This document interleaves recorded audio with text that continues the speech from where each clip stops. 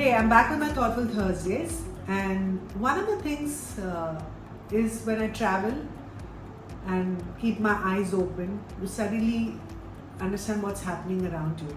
And this was sparked by one conversation that I had with this gentleman who said, "ma'am अभी तो महंगाई बढ़ गई है और काफ़ी चीज़ें हो रही है."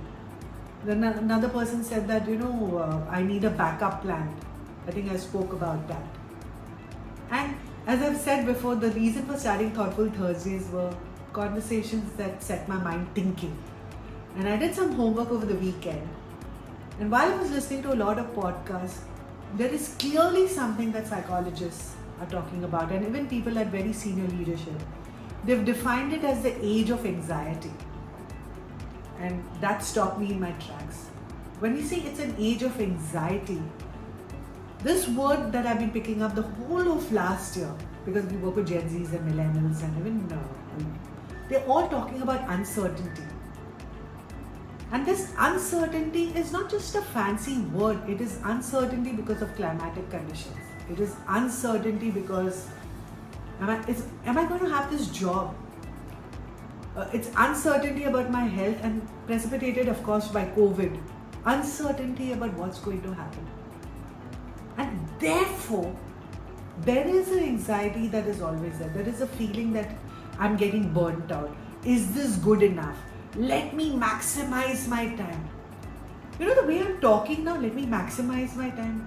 And therefore you're trying to do everything, and therefore you're not, you almost feel that if I don't do this, I don't know whether I'm really doing enough. I think that cyclical loop is causing anxiety. And why am I talking about it? Because I know a lot of nutraceutical companies today are talking about sleep, gut health, skin, hair. And I was saying all of this affects us, right? And what are we doing about it? So there's implications for categories like nutrition and wellness. I think there are implications for entertainment companies. If we are going to be doing all of this, so what are our avenues for entertainment? Do we need to have workshops around how to have fun? And that was the first thought I had. Do we need workshops around how to be playful? Do we need any other services that might help us tide through this period of uncertainty? Of course, the classic one that most people try and dish out today is being mindful and meditation. But there are so many opportunities from a business perspective, from a brand perspective. But what really was important is for all of us at a very global level and overall level to understand the implications of this at an organizational level. Are people really feeling anxious, and about what? What can we as a company do for them? Is this real, not real? And therefore how to create this culture of empathy within the company.